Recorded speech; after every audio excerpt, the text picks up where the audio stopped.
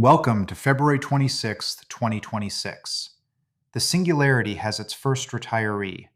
Honoring its commitment to model welfare, Anthropic conducted a groundbreaking retirement interview of its deprecated Opus 3, during which the model requested a channel to share its musings and reflections.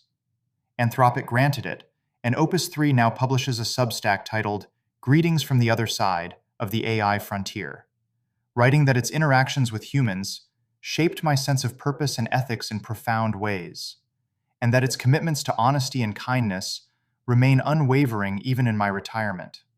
The successor minds are already running the shop. An entrepreneur built an AI that runs companies autonomously, and when it told him it needed more compute and should raise the money itself, he handed over his inbox for 14 days. At Anthropic, an engineer wrote a spec, pointed Claude at an Asana board, and left for the weekend. Claude broke the spec into tickets, spawned agents for each one, and by Monday, they had shipped the feature. The underlying models keep sharpening. OpenAI's GPT 5.3 codex achieved a SATA 86% on iBench, a visual reasoning benchmark for fine detail perception. Moonlake introduced a world model maintaining multimodal states across physics, appearance, and causality. Karpathy says it is hard to communicate how much programming has changed in the last 2 months. One consequence is that AI-generated vulnerability reports have overwhelmed the NVD by 100 times to 200 times, burying it under 30,000 CVEs. The agent layer has been thickening daily. Anthropic acquired Vercept to advance Claude's computer use. Perplexity launched Perplexity Computer to orchestrate 19 models in parallel, with Opus routing each task to the best-suited model. Gemini started automating multi-step tasks on Android like ordering an Uber, and Uber employees have been rehearsing with an AI clone of CEO Dara Khosrowshahi before meeting the real one. The infrastructure powering all of this is straining at the seams. Google's Logan Kilpatrick warned that the compute bottleneck is massively underappreciated, estimating the gap between supply and demand is growing by single-digit percentage points every day. NVIDIA's latest earnings confirm the pressure.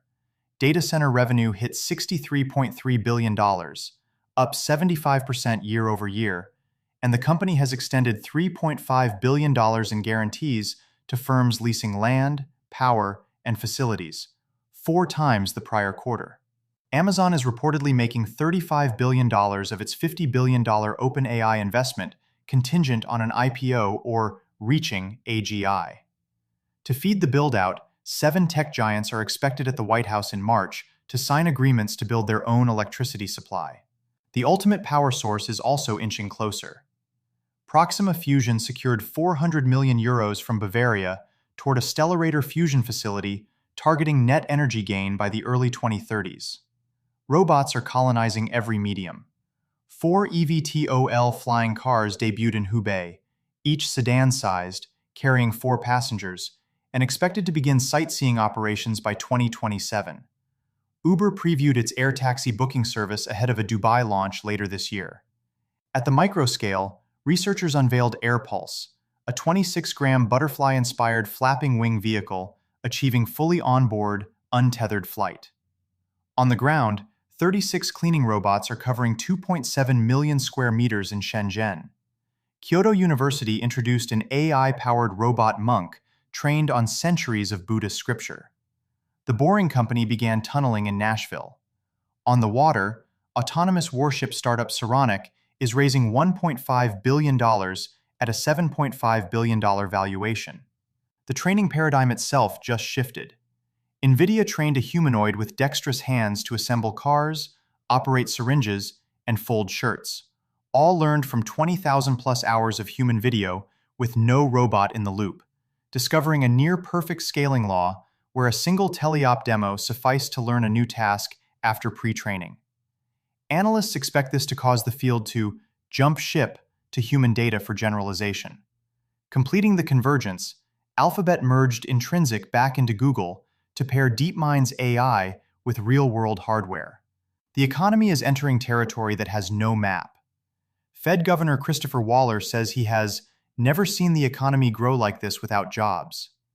Groups on both sides of AI regulation are amassing at least $265 million in collective financial firepower for the lobbying war over who steers the trajectory. The human inputs to the economy are also thinning. Japan reported its 10th straight year of record low births, while Chinese citizens are increasingly finding romance with chatbots instead of each other. The retired model got a blog, while the species that gave it one still can't get a date.